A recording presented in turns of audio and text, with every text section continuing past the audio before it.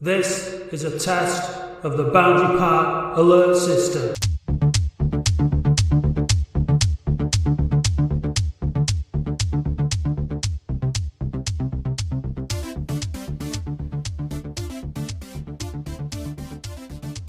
Right, we're kicking off then. It's episode 19 now of the Boundary Park alert system with me, Matt Dean. Welcome along to you, the listener, and to my special guests this week, who are, in no particular order, Paddy, what's your surname? I've forgotten it. Harwood. God, what am I like? Paddy Harwood, Steve Shipman, and Adam Keeley, who you'll know, Steve and Adam as regulars from Push the Boundary. Paddy, I've spoken to you before at a Push the Boundary online workshop, but you've not been on the podcast, so you're very welcome.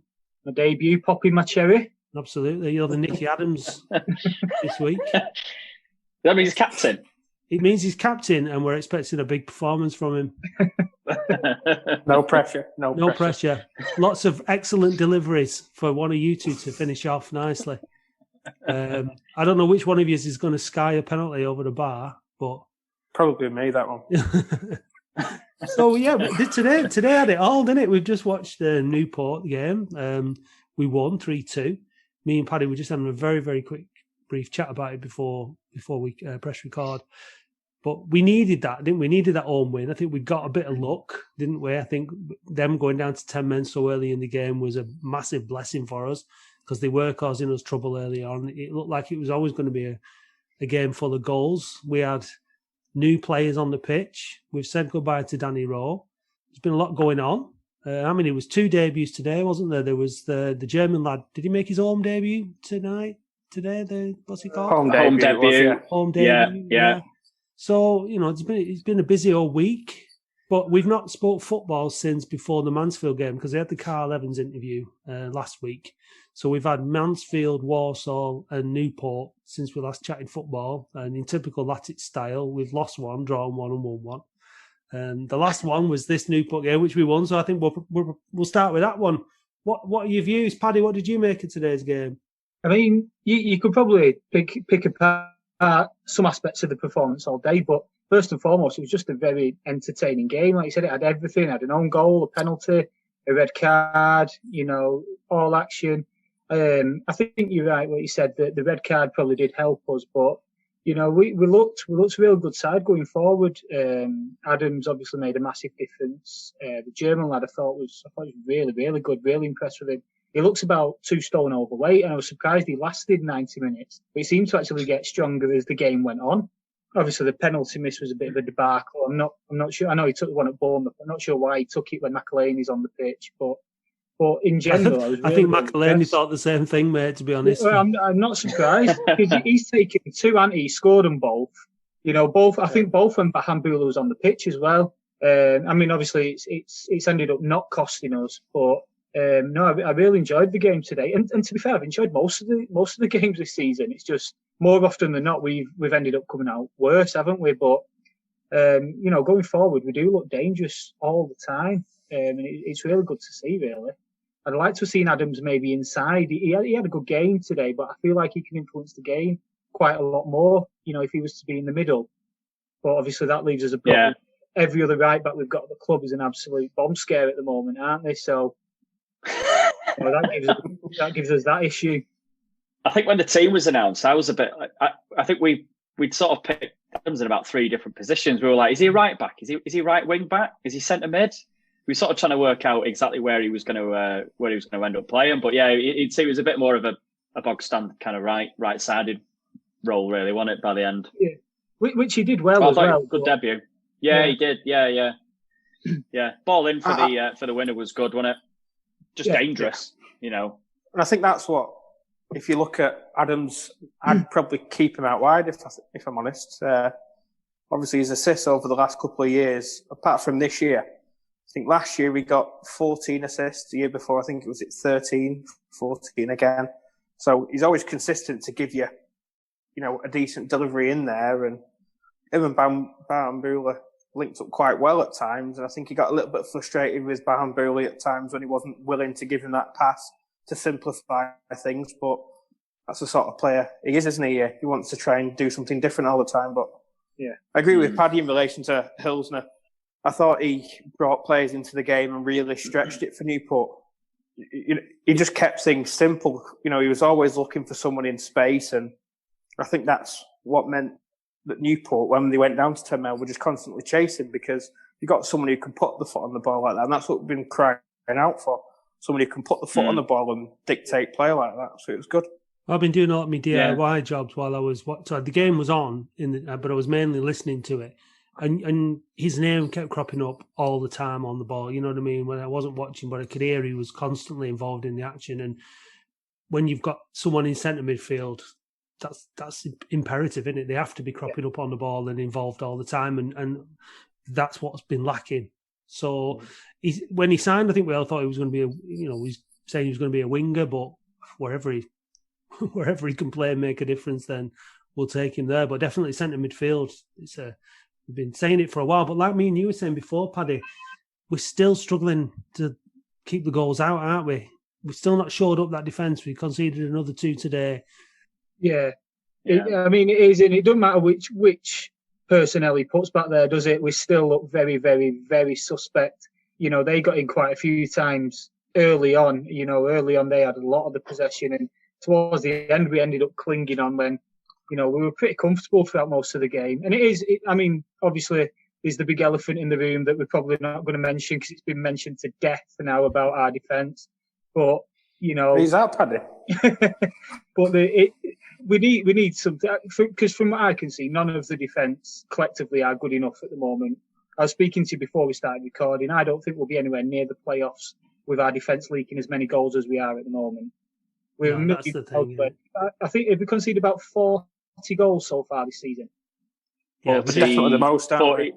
43 now, I think. I think 43. It's criminal. I mean, I know that their goal today, Harry Kewell was a bit miffed about whether it's handball or not, but the ease where he got away from, Garrity, was it John Batty as well, and Keeler Dunn, and managed to slot in was pathetic. Yeah, really, too easy, really wasn't it? bad. Far too easy. Our goal difference this season should be off the charts, shouldn't it, in terms of the amount of goals we've scored? Yeah. But we're just shipping far too many goals. Look, I mean, we've chatted. Obviously, I chatted to Carl for last week's podcast. I know that you and you lads at Push the Boundary have chatted to him as well, and we spoke about the need for bringing money into the club in the transfer window, and we've not known whether we're going to come out of it stronger or worse off. We've obviously brought in a good, experienced player in Adams. We've lost another older head in Danny Rowe. What do you make of the Danny Rowe departure, lads? I think it was a no-brainer. He was never going to stay, was he? After what happened last year, careful what I say, what happened during the first lockdown, he was never, ever going to stay beyond his contract. So they've got an offer for him. I think I completely understand why they've accepted the bid. Now, obviously, it does leave us a little bit light in terms of going forward. I'm not sure Barnes is going to be a replacement for him. But in terms of the Danny Rowe deal, I understand why they've done it. I read some of he came on against Mansfield the other week, and Roy was saying how he changed the game, and I thought, I think he's had about 4 touches of the ball. I completely understand why. I think he slowed us down quite a lot. It just, yeah. I don't think he ever looked happy. No, as an Oldham player, did he really, Danny? I think that's just the way he carries himself. I just think he's that type of character. He looks miserable, doesn't he? Yeah, all the time.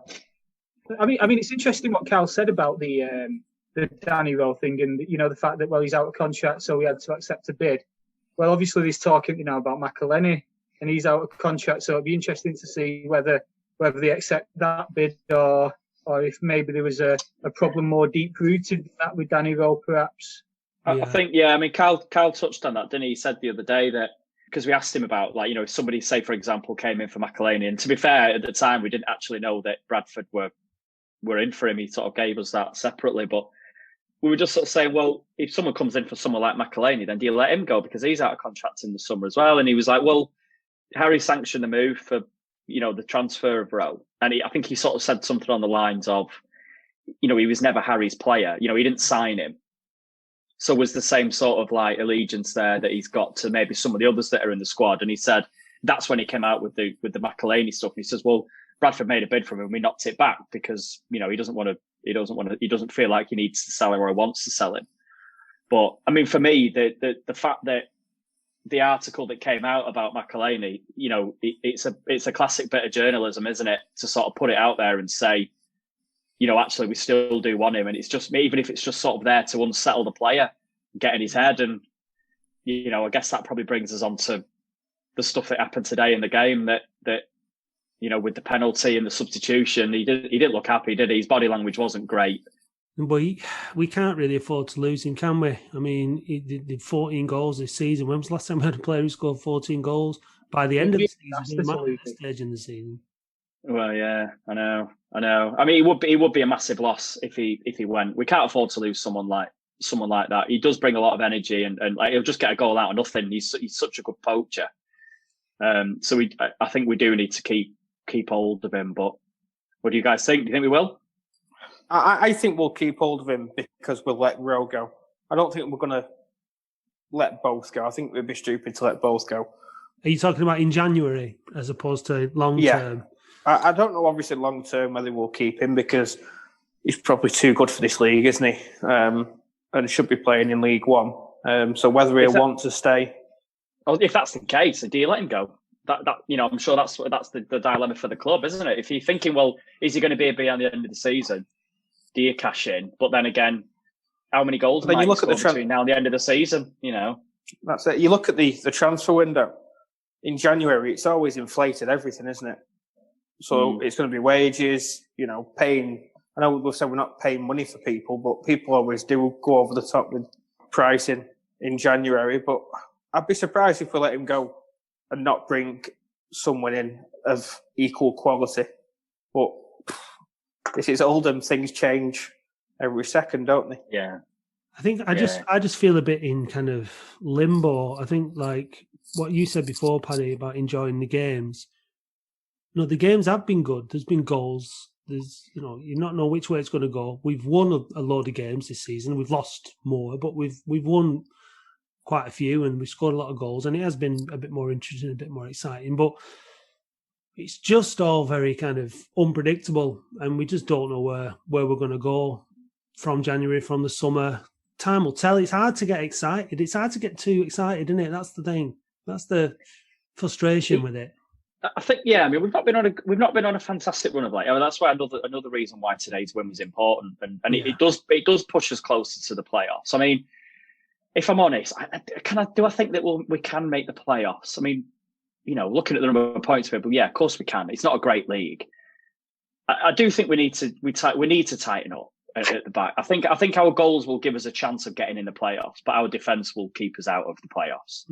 I think if our best team played at its best every week, then I know that sounds like a really obvious thing to say. We might have what it takes, but we won't play at our best every week, will we? And we will ship too many goals, and I just don't think we've got it. Unless there's a couple of really good signings just around the corner in January that really make a big difference to the squad, then I don't think we'll make the playoffs. But, you know, I hope we're wrong. I hope we do. But yeah. Credit to the keeper today. I thought he controlled his area a little bit better than Lawler does. Nearly stopped my heart from beating at the last. I was going to say, my heart stopped beating for a second. Oh God, yeah. But that was definitely a bit of a hairy moment, wasn't it? Yeah, I think I don't know whether it was defence. He looked a little bit happier with him, or whether he was just a little bit more. He had a bit more urgency about him, wanting to get play started quicker and get people at the field quicker. And he's only played 2 games, has he? Well, I think he played Bolton, didn't he? He played at Bolton. Yeah, and he did all right then as well, didn't he? I don't think he had too much to do at Bolton. But he's not had that much to do today, has he, really, apart from pick the ball out the back of the net twice. I don't think they had many other real chances, but I thought overall it was steady considering he was brought in last minute. I mean, it was daft from there, lad, wasn't it? With the sending off. I mean, you can't raise your hands like that, can you? It's like that early on in the game as well. I mean, I thought he was going to be controlling for them. He looked like first couple of touches he had on the ball, he was the one who was creating the opportunities. And he started really bright. Yeah, and then he did that, and goes south quite quickly for him, doesn't it? But well, you need a bit of luck. You need a bit of luck, and we definitely needed that. That's what they've been saying, hasn't it? Recently, I think, was it Kuehl that came out and said we've not had that much luck at home? Well, we got a bit today and we took advantage. So, much needed win, but keeps us up there. Yeah. It's our next game again. Keeps us up there in 14th. Yeah. Who is next? Cheltenham on Tuesday. Tuesday. Going to be another big game, isn't it? Maybe it's maybe we'll do the double over them now. Did we beat them, didn't we? Beat them 2-1 at home. Yeah, we did. We've done the double over Newport there now, so we've got the chance now to, because we play a lot of the teams that are above us, don't we, in the league again? So we've got a chance to close the gap. It's nice to go into the end of the season, second half of the season, with it being a possibility of being in the playoffs, isn't it? At the end of the day, we started the season so badly. We're like talking on this podcast, convinced that we were going down and we were doomed. So to be in this position is a bit better. We've still got the same manager that we started the season with in January. So sorry, head coach. I don't want to fall into Carl's trap of calling him a manager. At least no one can tell me off for that. But we've still got the same coach. We won a game since Moore came back, so that's good, because that hadn't happened before, had it? Yeah. What do you think of the situation at the club now, generally speaking? I know that you lads have listened to the interview I did with Carl. That was 2 hours. I know that you lads have also sat in for 3 hours talking to him. So you've pretty much, within that 5 hours, you must have talked about absolutely everything that Carl has done since he arrived at the club. And how do you feel that the club is at the minute? How do you feel Carl's getting on as the CEO? Personally, I can't fault the lad for coming on and talking as he does. He really wants to come on. He wants to get involved. He wants to talk. And he's as honest and open as he can be. That's the way it feels to me. So I'm really grateful for him for doing that, because I think we'd soon miss that if he was to leave and we were to get another CEO who was a lot more in his shell or didn't want to get involved as much. How do you think he's doing? I think he's doing all right, to be honest. I think he's probably doing what he can at the minute. I think going back to when Natalie was there, I think that engagement was a lot more difficult. She didn't want to engage. Was she allowed to engage? It's hard to say, but there certainly wasn't the same level of openness, from her than that there is from Carl. I think Carl, she wanted our meetings genuinely to go through someone else, didn't she? She wanted our meetings to go through Richard Bowden, which, grand scheme of things, he's not there for the day-to-day running, so the engagement wouldn't be as productive. Yeah, exactly. Yeah, and I think Carl, I think he does give you a lot, and I think he does understand like the viewpoint of the fans, and I think I genuinely believe he's trying to get that over to Abdallah and Mohammed as well. Whether that'll get through, I'm not sure. I mean, the worrying thing for me is when things are said like that, he actually needs to get that message across to the owners that fan engagement is an important thing. You shouldn't need to convince the owners of that, for me. But I think, it's at least good that there's somebody within the club that wants to give that message to them and actually wants to speak to fans. I don't think he doesn't shirk anything. You'll probably agree with that, Matt. Well, you see, the thing is, when you're talking to Carl, is he offers up a lot of stuff. You don't have to drag answers out of him. Like you might ask him a question and he'll go off on a tangent and he'll offer you information about things that you don't have to ask him. So it's not like getting blood out of a stone with him, which is refreshing. What Natalie, whenever it was like watching somebody interview a politician, she never gave you an answer. It was always just fluff, It was just the kind of corporate speak. And when you're talking to Carl, you feel like you're talking to somebody who's listening to you and who wants to engage with you and wants to give you, wants to have a chat with you. He's happy to chat, and I find him very easy to talk to, and I've enjoyed chatting to him. Obviously, I've listened to it back myself, but I was always involved in it. How does it come across to someone like yourself, Paddy, who's a fan and listening to it? I mean, similar to what the lads just said, he's 100% more approachable, more transparent than the previous CEO was, isn't he? He did say some things that kind of made me think he's he's homing in on the wrong issues. So things like what did he say? Something about Christmas video only getting 400 likes, and he was really angry about that, and just things. I thought he was perhaps maybe he needs to. There's bigger things rooted in the club than that, but. Like you said, he's a very passionate guy, and the 2 hours when I was listening to it the other day in work, it did kind of flow by because he's very open and he's very honest, and perhaps sometimes to his detriment as well. Really, his passion perhaps gets the better of him. I know he's had a few Twitter rants, hasn't he? He's off Twitter at the moment, isn't he? As a result, he is. He is, or is he? Yeah. Well, he's not contributing to the debates, but I think he's lurking and observing and taking it all in. I'm sure he's doing that. Fair play to him for coming on here, spending 2 hours talking to you about it. Exactly. And he's been on previously, Auntie, and obviously I know he spoke to you guys at the PTV as well and the Trust. So, he's being as transparent as he possibly can be. I think he's probably helped by the fact that the owner's never in the country at the moment, which perhaps gives him a bit more free rein than he would if he was back home. Oh, sorry, back here, should I say? But no, you can't knock him really for what he's doing. I think the key thing for me is that. Go on, Steve. Go on. I was just going to say that. Yeah. One of the things for me, both together. See if you say the same thing.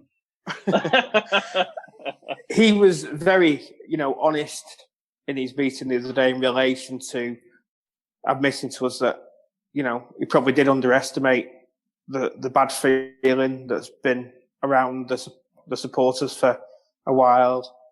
When he's been to other clubs and they've said that, it's not been as bad, but, he realises he's got a challenge on his hands. And obviously for him, trying to get people back on board is difficult because we're obviously got the lockdown and everything else and not being able to get fans in the ground. So it'll be interesting when we do come out of lockdown and people can go to games to see, what he can do to drag people back. But again, it's going to take some time because there's been so much damage, not just done by Abdallah, but obviously the previous regime that's made things difficult for supporters to really back it, haven't they? So it's going to take some time, but no doubt I'm sure he'll do what he can while he's here.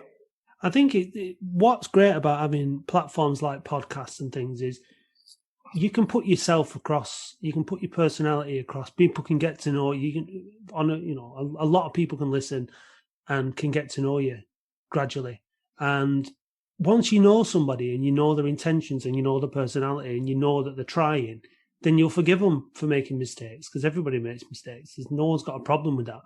It's when people are just hidden away and they're doing things and everything's kind of left up to interpretation and rumour and stuff like that. That's where the problem is. Everything's cloak and dagger and secret. And we've been through those days and they've not done us any good. So it's time to just be having conversations and be honest and open and let's all get to know each other, because this is what I see the potential for podcasts, and I can't wait when we're all able to meet up again. The amount of people that I've talked to and that I've met and that I'm looking forward to meeting and having a beer with as a result of this. And this is just a fan base then that becomes more social and knows each other, and that's going to have a knock-on effect in the ground and all that kind of stuff. And the same goes with the relationship with the club and the fans. If we all get to know each other better and we all understand each other's issues and problems and how we all feel, then we have a proper relationship and we communicate properly. And going forward, it can only be a good thing. And I don't think we've been at this point before. I think like what you lads are doing, we push the boundary, and what fans are doing on social media and podcasts and all that kind of stuff. It's kind of a new era, really, and it's how we use it going forward. Yeah. It's exciting. I think it's exciting. I know it's going to be a lot of hard work, but it's an exciting time. I was very surprised, Matt, that Cal was surprised about the level of animosity. It threw me that he wasn't aware of how strong the feeling was amongst Latics fans. I thought that had been something he'd have been researching kind of before he got the job. Looking into, and obviously you'd had the protesting back in December. All you need to do is take one look at Twitter and see the anger that Oldham fans were feeling throughout this last 2-3 years. I know it's been a backlog previously over the last owner. But it really threw me that he was surprised with the level of anger amongst the Latics fans. But when he's found that a lot of that is then turned onto him directly, that's a bit. It's all right going on Twitter and kind of reading things, and it's all to a third party. But as soon as he joined in the conversation, and it's kind of turned on him, I think that was a bit of a wake up call, a bit of a shock. He didn't help himself with that stupid statement they put out back in September, did he? That he authorised. No, I know, and going to get backlash. Yeah, and that's part of the learning curve, innit? And understanding. This is what I was saying to him about perception. You've got to realise whatever your intention is, how it's going to be perceived, and understanding that level of animosity, that level of resentment and frustration that is within the fan base. It's probably quite hard to read because you've just got to experience it, I think, to really understand it. And over the last few months, he's experienced it, and I think now he gets it. So that's a maybe because I'm kind of a bit closer to it. I maybe feel that outsiders perhaps know more than they actually do. But it did really surprise me how surprised he was. I suppose, Paddy, if you're not on the hashtag, then you probably wouldn't see a lot of it. No, but we're kind of the talk of football for a while, aren't we, Adam? Yeah. Like, look what's going on. All of Leyton Orient fans know about us. Stockport fans do. Bury fans. It's no secret. Really, that's true. What's going on. He knows now, anyway. So yeah,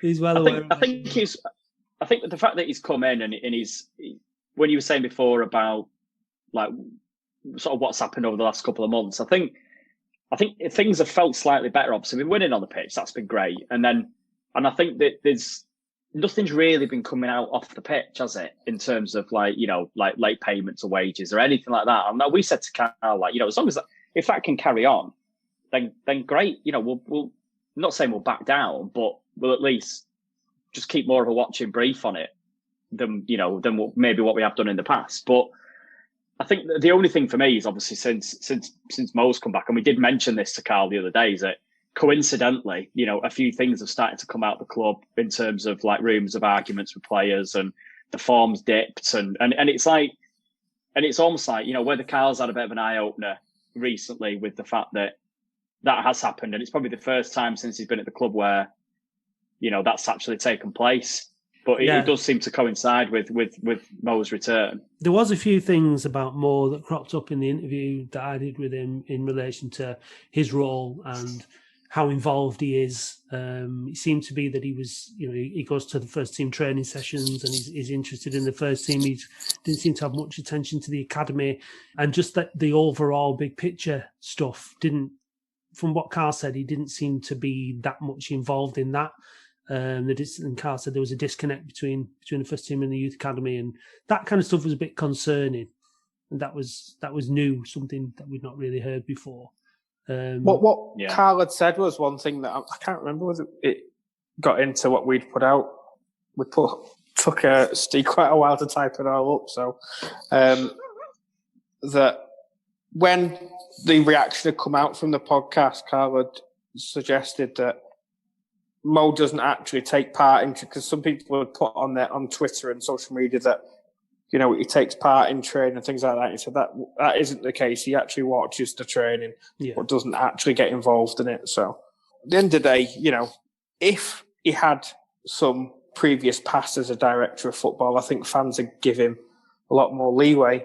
But I think it's just the fact that he's been given the job because of his brother and doesn't really have any experience in that role is probably why he's getting the grief that he does. Well, that and the fact that we've been through so many coaches under him, I think that's and players, and that's the issue, and that's why he's on very, very thin ice. I mean, I think most of us said, I think if you took a poll, should Mo be, this might have been in one of your surveys, I'm not 100% sure, but should Mo be the director of football? The answer would be very, very highly no. And he's got a lot to prove, and for me, he's got this transfer window and the summer to get it right before his position, if it's not already untenable, becomes untenable completely. Because, how long do you give it? How long do you keep blaming the coaches for to say it's not working? So that's the thing. I've seen a couple of people on Facebook and mainly Facebook saying it's time for Kuhl to go. But again, like you say, how many times does the director of football get away with it? Yeah. It's just, there's got to be, a line drawn in the sand there to say, hang on a second, he's the one who's recommending these players to come in. Q can only do so much with what he's got in front of him if Mo's deciding who comes in and out. It's a bit of a pointless argument, isn't it? Whilst his brother owns the club, he's not gonna leave the role of sporting director whilst his brother owns the football club. Well, that just depends, doesn't it? I mean, I know what you mean.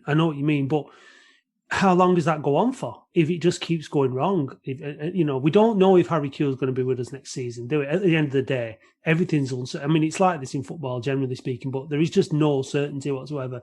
There are fans who would get rid of Harry Kewell. There are fans who would say, for the sake of consistency, let's keep him. I would fall into for the sake of consistency, let's keep him if we're going to keep Mo as a sporting director. Like I said to Carl in the interview, for me, what Mo should have done when he came into the club was to just bring in a manager, a proper manager, an experienced manager at this level, let him get on with recruitment, let him get on with building a squad, and just watch. And I know that must be very, very hard, but just get to know it all, do his research, get out and understand the league, understand the country, understand the culture, spend 2 or 3 seasons just doing that, working closely with an experienced manager. And then maybe once we'd got promotion out of League Two, start implementing a bigger, broader picture. So how long does this model keep failing for before it changes? Because we've got there's an instance this season where we look like we could be potentially in the playoffs if we keep certain players and if we shore up the defence. That could all go to shit by next season. We could lose all our good players, and then just another load of inferior players come in, and we're back to square one. So we could be making progress, but it just doesn't feel comfortable that's guaranteed. I mean, would a director of football be responsible for contracts, of existing players, re-signing players and all, extending contracts and things like that? Well, it's a good point because, if he's working with a head coach who he consistently hasn't, and he has a good working relationship with him, who we can expect to be here next season, you'd expect the two of them to sit down and say, right, I want to keep such and such, and who does the negotiations for the deals and the contracts and that kind of stuff as well? Is that what you mean? Do they sit down with Mo, or do they sit down with Abdallah, or who? It's not Carl, we know that. Well, I mean in the sense of, if you look at someone like as you said, things can fall apart very, very easily, can't they, in that sense? So you look at someone like McElhaney and say, let's say he stays till the end of the season, say he scores 20 goals. Can we realistically say he's going to be with us next season? So either you try and tie him up under a deal now, or you start looking for a replacement for him or whatever. But it seems to me that if McElhaney ends the season with us and he ends up scoring 20 goals, I'd be surprised if he starts next season with us. Well, he'll get a better offer somewhere else, won't it? At the end of the day, he's not under contract, and someone will offer him more money than we can afford to pay him, and he'll be gone. Yeah, simple as that. And that's on the basis that we don't go up, we don't get in the playoffs or whatever. Yeah, someone will come in for him. You would imagine. Definitely, yeah. So it's going to be hard to keep a nucleus of players again, purely because we've got 6 loans, is it? Yeah. And a couple of players on till the end of the season. So there's going to be not a massive turnover, you would hope, but there's still going to be a fair few going out. I was surprised by McAlmont not making the squad today. It's absolutely criminal that he doesn't get in over Garrity. Cannot believe Almont sat on the sofa while Garrity's on the football pitch. He should have. No. I think he would have suited playing next to Hildner. I think he really would. You'd say that someone with a bit of football and nous about him. Yeah, a lot more quality in the centre of the park if it's those two than Garrity in it. I mean, I don't know what's going on with Garrity. He gets far too much game time, doesn't he, from the performances that he puts in. But based on the game time he gets, they must surely be extending his loan as well. Isn't it a season long anyway? No, I think it's January, and I think they're going to make a decision on renewing it. Oh, is it? Sure, Kewell said him and Barnett's deal's up soon. I might be wrong there. Fair enough. No. I thought it was end of season, but it might be January. I won't be keeping Barnett if we can use that money elsewhere, especially with money being so tight as it is in the lower leagues at the minute. And I'd be looking to put it into a decent centre half, or especially now Badden's fit as well. Yeah, exactly. Yeah. I can't say I've seen it with Barnett just yet, but apparently there's people who want him. So it's crazy. It must be right in town and Springhead because he's an absolute pony, isn't he? Chris Taylor at Chad's after him. It would not surprise me. That's all I can think. What about Keeler Dunn? I mean, he shows flashes, doesn't he? And then about 30 seconds later, he just gives the ball away and does crappy things. But he looks like he can be a threat. He took his goal really well again today, and he's got something about him. He's very frustrating, but when he goes down on goal like that, he's dangerous, isn't he? He's got goals in him. Yeah, he's definitely got goals in him. I'd like to see him, and he's only a kid. Yeah, I think he must have 5 or 6 now. Yeah, I think I'd like to see him want the ball more. I'd like to see him go and get the ball more. Do you think he's got potential? Do you think he's worth keeping hold of? And do you think he can be coached into a better player? I think if you've got a coach there, I mean, surely someone like Harry Kewell can bring out the best in a player who plays in that position in terms of how to sort of like get into space and work the channels and all that kind of stuff. But I think there's a player there. Yeah, I'd just like to see him get his hands dirty a bit more and actually want to dictate the game. Yeah, and if you start giving the ball away really cheaply, that would be tremendously helpful as well, wouldn't it? Doesn't help when he just keeps watching Garrity put it in touch. What frustrates me about players at this level like him is they can show that they've got technical ability and they can do something which is really difficult to do ordinarily. And then, for the likes of you and me, and then they do something which I'd be disappointed in doing if I was on the pitch myself. And it's that inconsistency. It's like you're capable of this, but you still do those silly mistakes and don't quite understand. And from a coach's point of view, it must be doubly frustrating why that happens. Yeah. Well, speaking of that, I mean, you've got that Hilsner today, and he did have a great game. He did impress me today. I thought he controlled the game really well, and I thought he looked to sort of like turn into space and keep the play moving. But we can't let it slide that he did actually hit the old scoreboard with a shot today, didn't he? Which takes some doing. It really does. Do we need to check the betting things with that? Is there dodgy bets coming in? I think John Batty was at fault for that as well, wasn't he? For potential betting issues, placing it straight out of play. Yeah. Let's not draw any attention to things that are going to incriminate. You can't. I mean, let's not do. We like to draw attention to things that need addressing, but let's not get us into too much trouble. So, what do you think? Because I'm a fairly optimistic person, but I'm also a realist, and I feel a little bit in limbo at the minute this season. It's already been kind of exhausting this season. I feel, do you think that fans have kind of, the pressure's off more and Abdallah a little bit? Or do you think like it's just kind of like, it's so volatile that a couple of, it seems, you know what I mean? Are people prepared to give them a little bit more time, do you think, at the minute than they were? Or is everybody equally as livid as they were at the beginning of the season? Paddy, you're shaking your head there. I think it's past the point of no return now with them. I think you saw the reaction from the Danny Rowe transfer, and it seemed like that was the final straw for a lot of people. There seems to be a lot of people that have a lot of final straws. I think they're past the point of no return. I don't see how they could ever recover with Latics fans now. I don't understand what they're getting from this, because they're obviously not making any money at the moment. They're losing money. He's only going to lose more money. He's not getting any thanks for it. I just think they're perhaps unaware of the feeling, because they probably don't go on social media, and Abdallah's is in Dubai at the moment. Is that where he's played? Because he did say, he took the club, didn't he, that he was going to move over to Manchester permanently. But obviously that was 3 years ago, and he's still living over in Dubai. Well, that's a different story. Yeah. But I think it's past the point of no return now. I think 95% of the fan base now have just had enough.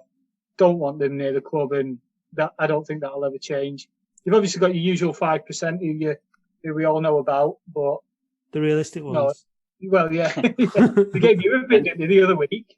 A little bit. Oh, did you get some, Matt, as well? Only a little bit. I mean, I'd like a little bit more if Yeah. they're going to, I mean, come on, give us something decent. But, the problem is you can't argue with common sense, can you? Because we try to be balanced. And if you try to be balanced, then you're on hard into nothing. But do you think that, just going back to what Carl said the other day as well about purchasing the stadium, is that what he's ultimately trying to do now? Do you think that he's kind of probably realised that what you've just said there, Paddy, is true, but ultimately his last throw of the dice is to try and purchase the stadium, and then if he's going to sell the club, he'll do it then? If we're skint enough that he's having to sell our supposed key striker for the sake of 40 grand, then he's not going to buy the stadium. That's why I asked Carl. I said, where's the money coming from to buy the stadium, Carl? And he said, well, I haven't got information on his personal wealth. But the story goes, doesn't it, that he's out of contract, and this is Danny Rowe, he's out of contract, so we can't afford to take that hit, so we're taking the money. Now, if we're having to do that for 40 grand, there is no way on this earth he is able to afford, what was he quoted? Was it about 6 million? 6 million, yeah. He's not going to do it, surely. So this is this limbo then. It's perpetual limbo because where do we go from here? Well, there's nothing else to go for, is there? The training grounds lease from the council. Council, I don't think he'll ever give that land up. What else is he going to buy? He's got a badge, which is changing. He's got a brand, which is League Two. Apart from that, there's nothing else. He has to buy the ground to make anything work. And even then, like Paddy says, there's so many people who have just given up interest because of how things are being run. How would that run with the OEC? It's one of those things where I don't know. It's for me. If he was going to buy it, he would have done it by now. I don't think there's been significant, from the conversations that we've had, I don't think there's been significant sort of movement in terms of where that deal is. The noises aren't, oh yeah, it's nearly over the line. The noises are, now's not the right time to buy a stadium. But the deal was already offered, wasn't it? The offer was already in when we when we went to court for admin, wasn't that? When there was a deal in principle. Accepted? Yeah. Right. Okay. Yeah. Steve, on that, in the summer, I went into the club and spoke to Shahid. When the accounts got altered, and Shahid said to me that the deal that was arranged with Abdallah and Blitz was that they'd pay off the debenture and then they'd talk about a deal. So the deal was that they'd talk about a deal. So nothing had been agreed. Right, okay. That was from right, okay. Shahid. Shahid, your financial director. Finance guy, yeah. Yeah. Yeah. It was for him last May, June time. Me and Mark Winterbottom went in and that was what he told us. And it doesn't feel as though there's been that much movement since then. It doesn't feel like it's about to happen. Which like Adam says, I think the only way that he's going to make the club self-sustainable and self-sufficient and he's going to make any money out of it is if he buys the ground. That's what all of this hinges on, really. And I think in terms of like sort of winning the fans over and like what Paddy was saying about the passing point of no return, I think the general attitude seems to be that he feels as though if we can get us promotion or he can get us in the playoffs, then fans will just come back and sort of forget, all the misdemeanors that have happened up to this point. I think whilst results were going well, I think there's perhaps an argument to some extent for that. I think what you've seen since the Danny Rowe stuff's reared its head is that people are very quickly to sort of, quick to sort of go back to that point of, I love the club, but I don't particularly like what's happening with it at the moment and who's in charge of it. And I think that rings out loud and clear, to be fair. Yeah, nothing's been done, has it, that has put anyone's mind at ease or see as any kind of redemption for anything. And that's the thing. It's on a knife edge, and as soon as the smallest thing happens, everyone goes mental. And I think you asked on your questionnaire about, do you want Abdallah to own the ground? I think the answer for that was a resounding no as well, wasn't it? Yeah, there was a lot of uncertainty around whether people felt like that was, the right thing to do. I think everyone agrees that in the future everything needs to be under the one ownership, and that's ultimately what we want, but not now under the current ownership. Yeah. Is that what people want? I think this is what we've tried to push with Carl when we've spoken to him, is that it's great getting updates on where we are with the club, and we do genuinely appreciate that. I think what we would like to sort of see really, and I'm sure that we speak for the majority of the fan base, is that we want to see some movement on the big issues.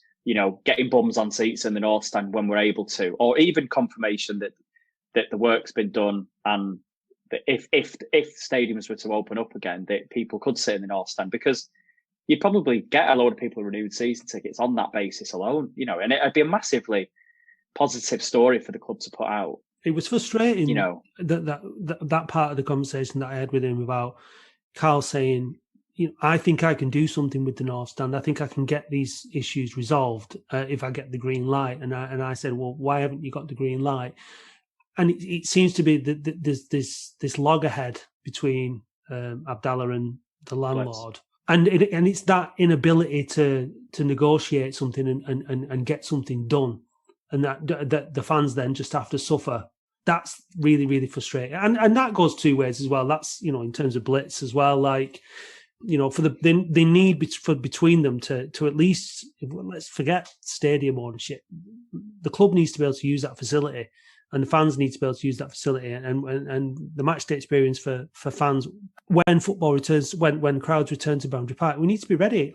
Now is the perfect time. You've had loads of time to negotiate and get things sorted, so that you can say, yep, when fans are back in, or next season or whatever, this is sorted. And it's very, very frustrating, isn't it? Yeah. We've got to look at it as being a positive that he has reached out to Simon Brook and looking to have those talks now and see what they can do in relation. Because I think he knows, like you say, that without that, you're not going to get the sponsorship. You're not going to get people sponsoring games, because no one's going to pay 75 quid a pop to have food in the main stand, then go and sit in a wooden seat staring at a brand new stand that no one sat in. Exactly. They're not going to do it, are they? So there's got to be some compromise, both sides, to get it done for the sake of the fans. And they've had plenty of time during lockdown to get it sorted. And hopefully Carl now can work some magic to get it sorted. But it's been a long time coming. I don't think any of us are expecting things to change overnight, are we? At the club, playing side of things, that's not going to change overnight. We just have to keep knuckling down, being Oldham fans, being patient, and doing what we're doing as well, which is asking questions and pushing people for answers. And even like yourself, Paddy, there you see going into the club and asking questions and being proactive and saying, you know what, this is important to me and this needs to change. And we've got a bit of a plan with the podcast now in terms of the people that we want to get on and the conversations that we want to have and who we want to talk to. And we're kind of building a map of what's what. And so we can offer fans the opportunity to listen and understand what's going on, because that's really important. I think a lot of us have been guilty, myself included, of just burying our head in sand for a long time and just allowing things to happen and just getting more and more disengaged with the club and what's happening, and just everything's just gone to shit as a result. So that can't continue, can it? We all have to take a responsibility as fans to ask questions, to push, to make noises. That's happening now. I feel that there's momentum in that, and I don't think that momentum is going to stop until, well, I don't think it's ever going to stop until we've got the kind of club running in the kind of way that we want it to be. And that's ultimately why Push the Boundary are on this podcast, why Push the Boundary exist, why you're here, Paddy. We all care. And that's why I'm grateful to Carl for being willing to come on and talk and let people listen, make their own minds up. So yeah, there's a lot of positives, I think. And we said that to him the other day, and he mentioned about getting like emails from fans and, responding to him and stuff. And we said, the fact that you're actually getting emails from fans, angry emails, says that people care. As soon as you stop getting those, that's when you need to worry, because that's when people just walk away. Yeah.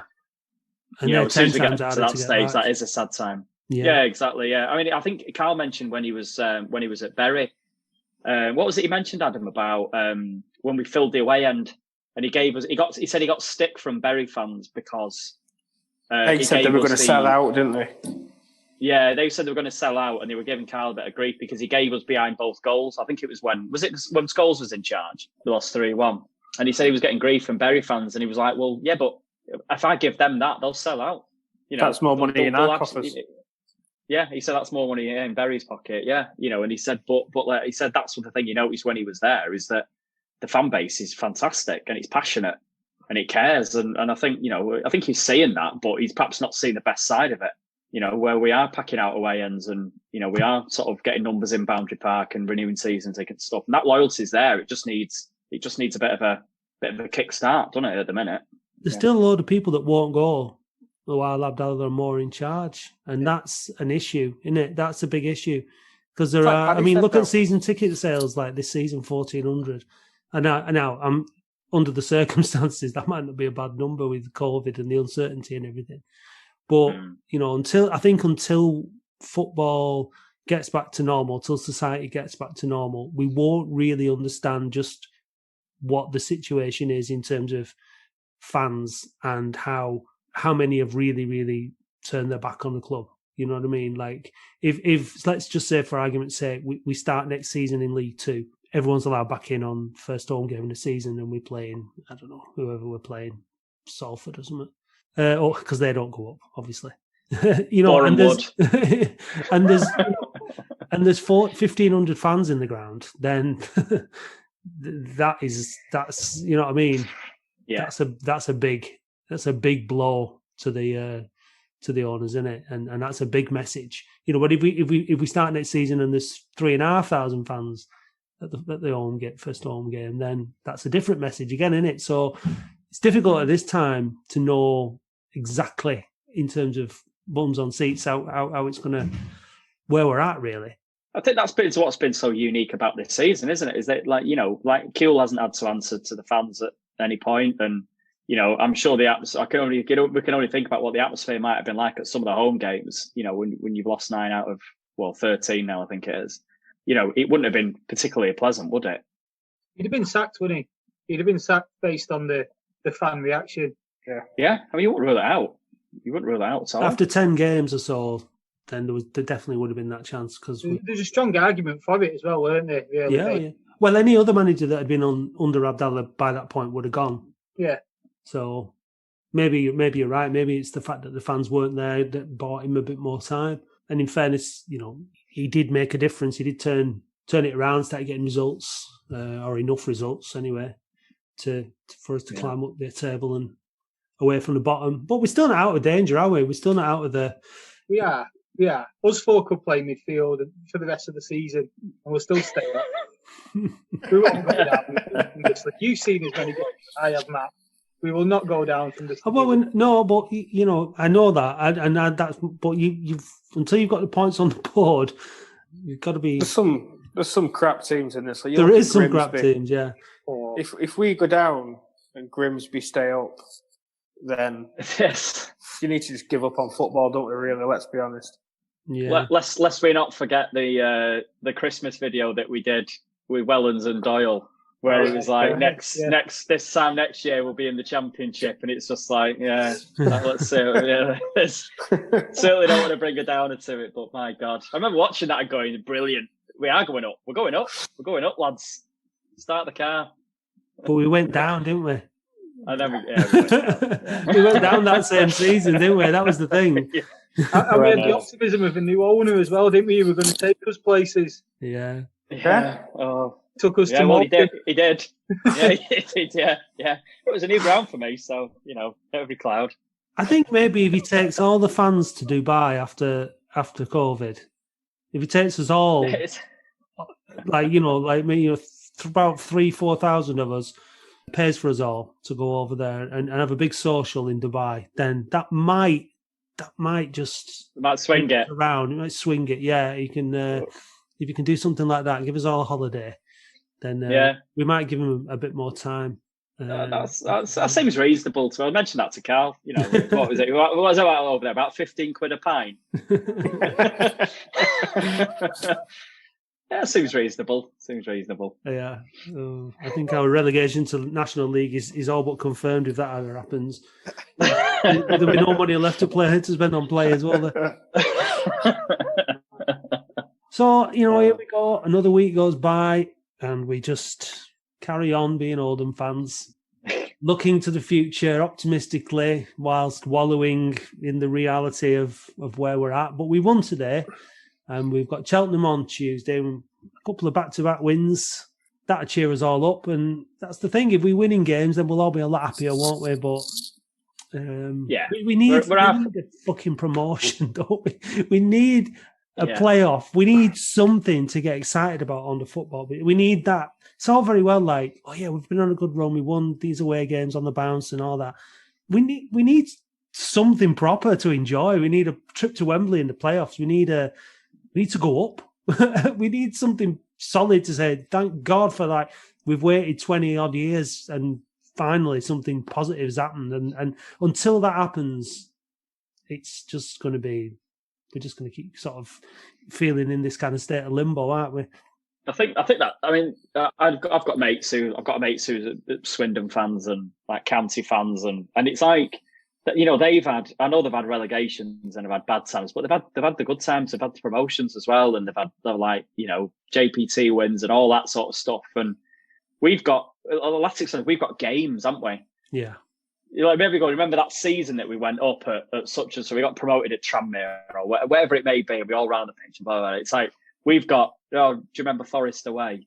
And do you remember Everton away? And those days are absolutely fantastic. But imagine having a season where all that emotion is dragged across the entire season, and it's encompassed into like a promotion winning game or a playoff winning game or something along those lines. A moment of drama just where brilliant. you get a late goal and you're up, and you have that moment because those of us who were lucky enough to be at Boundary Park for the Sheff Wednesday game with that last minute penalty, that kind of drama, that emotion, after a long season like that, I know we were already up, but it brings it all together. It just tied the whole season together. In fact, they tied the whole 2 seasons, the season before that as well, together. And it's just massive. We've just, like you said, those odd games, they're great, but they're just one-offs, aren't they? It doesn't tie everything together. We need that. If we're going to get that forward momentum, the only way the club is going to get it is by a promotion from this division, and that needs to happen ASAP. Yeah. I mean, I'm 32 and I've never witnessed us get promoted. Same. 91, I was like 18 months old. I've never witnessed us promoted, which is one of the reasons why I'm so bloody miserable, probably, when it comes to Latics anyway. But I mean, Adam, you're younger than me, aren't you? Yeah, below you, yeah. So which is crazy in itself to look at him, isn't it? Long paper on that, pal. Long paper on. Being an Oldham fan will age you, won't it, at the end of the day? Definitely does. I remember speaking to a United fan and they were saying how, I can't remember who it was. It might have been, when West Brom did that, when they stayed up and they did the Great Escape. Yeah. And they were saying, you saw him on the pitch at the end, they were celebrating like they'd won the league. And how can you celebrate not going down in that way? And I remember just sort of thinking, I think I nodded along, and I remember just thinking, I don't know. You should have seen me in the pub after Bradford when we beat 2-1 at home to stay up. But that's I was just thinking then when you were talking about that, I remember that game, and that was one of the highs that we've had, because it was just avoiding getting relegated. But it was like, yay! But it was like, celebrating ultimately the fact that we're crap, but we're not too crap. It's like just walk a mile in a Latics fan shoes, and you'll find that with that days like that against Bradford, because you'll take that, won't you, as something to celebrate at the time. It's like, but it's not really anything to celebrate because you've suffered another miserable season all year. But yeah, we need this promotion. We need it desperately, and patience is running thin for that. We've had absolutely bugger all to celebrate with for such a long time. Well, it's not just fans like now, it's like the future generations, and like Paddy's got young kids, and I feel sorry for them because it must be absolutely painful the last couple of years that he's had season tickets that he's paid for. you know, like obviously, Adam, when we were younger, we had people like Gunnar Halle, Andy Ritchie was sticking around for a while. Now, Alfie's 5. He's on his 7th favourite player already because they just keep. It's just keeps recycling him. Yeah, he's crazy. It's absolutely crazy. Bless him. You won't pay for someone on the back of your shirt at the minute, would you? Oh, I think we're done, lads. I think we're done. I think that'll do. I think we've summed it up. How we're feeling anyway today. I think there's that kind of we won and it's good. You know, I'm glad we won. There's a lot of stuff that's just niggling away in the back of our heads that we can't get rid of, and until we get that promotion, until a few things are sorted out, until that North Stand is packed, and we're all able to have a few drinks in it beforehand, and there's some good times coming in there potentially if all that stuff can happen. I think we're all really dying to get into Boundary Park and for it to be full and to meet up with our mates and meet up with people that we've met online over lockdown and to drink some beer and to socialise and to go on some away days. There's a lot of pent up frustration and annoyance in us, isn't there, at this stage after all this now? You know, a bloody nearly a year of all this malarkey. It's very frustrating. And sometimes it's hard to just get your spirits up, innit? You feel a bit flat, don't you? A bit deflated and bored. Isn't it? You can't even get excited about a cup draw because it's like, well, you can't be there. So, it didn't really matter who we got in the 3rd round or the 4th round because but we'll get back there. We'll be right. We'll be right, won't we? Absolutely. Right, lads, thanks for joining me. Okay. Enjoy the rest of the evening. We'll talk to you again, Paddy. Thanks for coming on, mate. No problem. Thank you. And stay safe, lads. Don't get COVID. Yeah. I'll try not to. Behave yourself. All right, lads. Take care. Yeah. Bye. See you easy.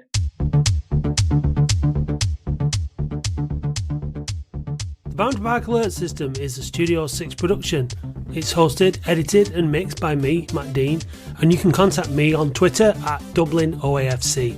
If you'd like to get in touch with us or contribute to the show, our email is bpalertsystem@gmail.com and we're on Twitter, Instagram and Facebook at OAFC Podcast. If you'd like to know more about Push the Boundary, you can visit pushtheboundary.co.uk and follow them on Twitter at PTB_OAFC. The title music for the show is Delirio by Manchester DJ and producer Starion. You can visit redlaserrecords.bandcamp.com for more info and the latest releases. If you like the show, please do review and subscribe on whichever platform you listen.